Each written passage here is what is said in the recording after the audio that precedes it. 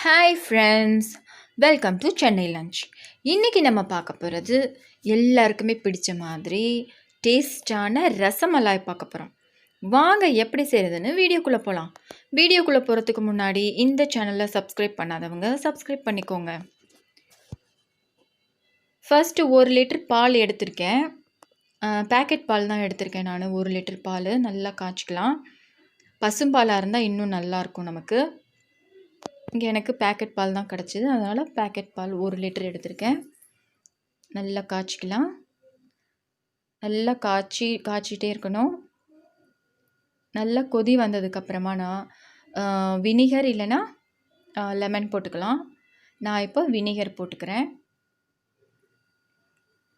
First vinegar போட்டுக்கிறேன். 1 teaspoon அளவுக்கு போட்டுக்கலாம்.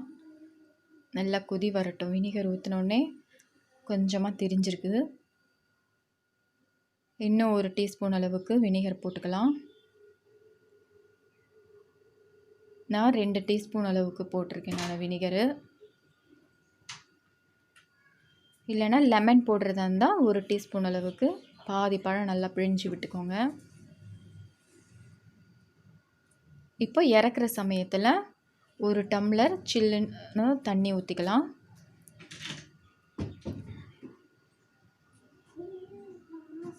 ஐஸ் வாட்டர் ஊற்றினா இன்னும் நமக்கு நல்லா சாஃப்ட்னஸ் கிடைக்குங்கிறதுக்காக நம்ம இப்படி செய்கிறோம்.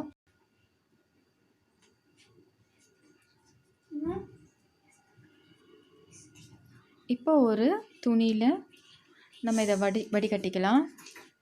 பன்னீரை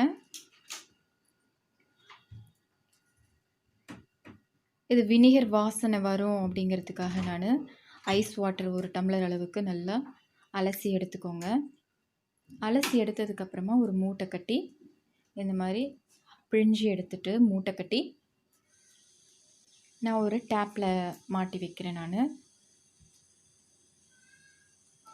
ஒரு 45 மினிட்ஸ் நல்லா தொங்க விட்டுருங்க இந்த மாதிரி டேப்பில். இப்போ இதை பன்னீரை பார்க்கலாம் எப்படி இருக்குன்ட்டு.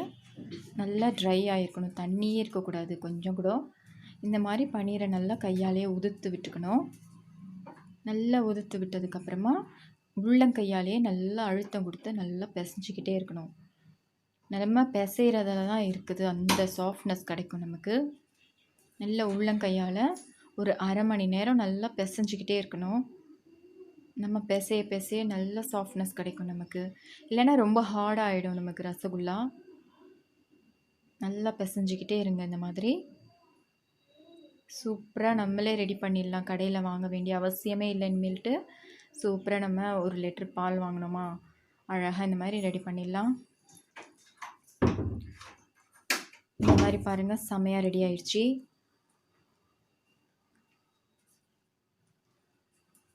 இந்த மாதிரி நல்லா சாஃப்டாக நமக்கு கிடச்சிருக்கு. நமக்கு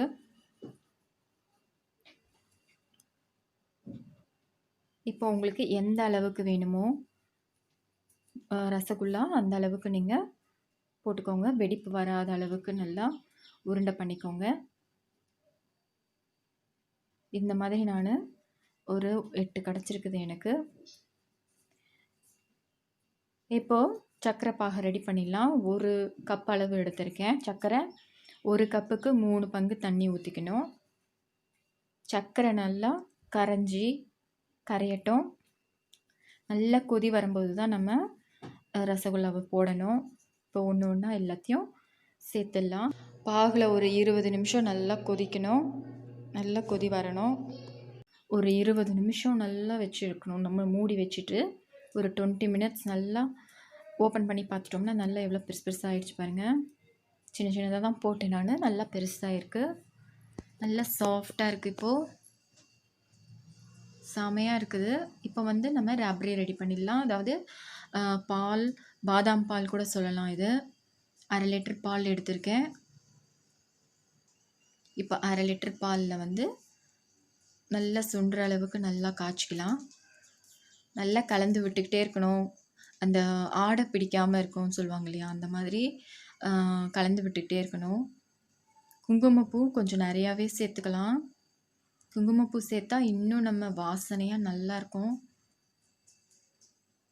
ஒரு 3 ஏலக்காய் தட்டி வச்சுருக்கேன், அதையும் நம்ம போட்டுக்கலாம். இப்போ நல்லா காய விட்டுடலாம். நம்ம பாலை நல்லா சிம்மில் போட்டு நல்லா காய விட்டுடலாம். இப்போ பாதாம் பருப்பு நல்லா ஊற வச்சு தோலை உரித்து எடுத்து வச்சுருக்கேன். அதில் காய்ச்சின பால் கொஞ்சமாக ஊற்றி நல்லா அரைச்சிக்கலாம். இப்போ அரைச்சதை பாலில் சேர்த்துடலாம். கொஞ்சம் திக்னஸ் கிடைக்கும், நமக்கு இன்னும் டேஸ்டியாக இருக்கும். என்னோட இன்னொரு ஸ்வீட் ரெசிபி சப்போட்டா அல்வா ரெசிபியோட லிங்க் கொடுத்துருக்கேன், செக் பண்ணி பாருங்கள். பால் நல்லா காஞ்சதுக்கப்புறமா நல்லா கலந்து விட்டுட்டே இருக்கணும். நான் பாதாமை ஒரு 10 பாதாமை நல்லா நீல வாக்கில் நல்லா கட் பண்ணி வச்சுருக்கேன். அதையும் கொஞ்சமாக போட்டுக்கோங்க. கொஞ்சமாக எடுத்து வச்சுருக்கேன் நான், கடைசியில் நம்ம அது மேலே போடுறதுக்காக, ரசகுல்லா மேலே போடுறதுக்காக வச்சுருக்கேன் நான். இப்போ அரை கப் அளவுக்கு சர்க்கரை போட்டுக்கலாம். உங்களுக்கு தித்திப்பு எந்த அளவுக்கு வேணுமோ அந்த அளவுக்கு நீங்கள் போட்டுக்கோங்க சர்க்கரை. இப்போ ரசகுல்லாவை பார்க்கலாம். நல்ல ரொம்ப அந்த சர்க்கரையை வந்து பிழியக்கூடாது. ரொம்ப பிழிஞ்சிட்டிங்கன்னா ஹார்டாகிடும். அதனால் ஓரளவுக்கு கொஞ்சம் லேசாக தான் பிழியணும். இந்த அளவுக்கு மெத்தி விட்டுக்கோங்க.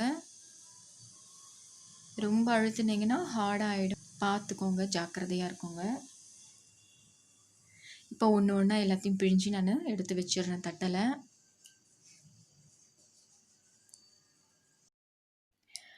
இப்போ பாதாம் பாலும் ரெடி ஆயிடுச்சு. இப்போ நம்ம எல்லாத்தையும் எடுத்து வச்சிடலாம். ஒரு பவுலில் எடுத்து நல்லா ஆறின பிறகு தான் நம்ம ராப்ரி, அதாவது பாதாம் பாலை ஊற்றிக்கணும். எனக்கு 1 லிட்டர் பாலுக்கு 8 கிடச்சிருக்கு. இந்த மாதிரி ரெடி பண்ணி ஊற்றிக்கோங்க. இப்போ எல்லாத்தையும் ஊற்றிட்டு ஃப்ரிட்ஜில் வச்சிடலாம். ஒரு 6 மணி நேரம் வச்சா போதும். நல்லா சில்லுன்னு சாப்பிட்டா இன்னும் டேஸ்டியாக இருக்கும். இப்போது எல்லாத்தையும் ஊற்றிடுறேன், நான் இருக்கிற எல்லா பாலையும் ஊற்றிடுறேன். இப்போ இதை 6லிருந்து 8 மணி நேரம் நல்லா ஃப்ரிட்ஜில் வச்சிடலாம், சில்லுன்னு ஆகட்டும். நான் வந்து இதை நைட்டு தான் செஞ்சேன். காலையில் எடுத்து பார்க்கலாம். ஒரு 8 மணி நேரம் ஆயிருக்கு.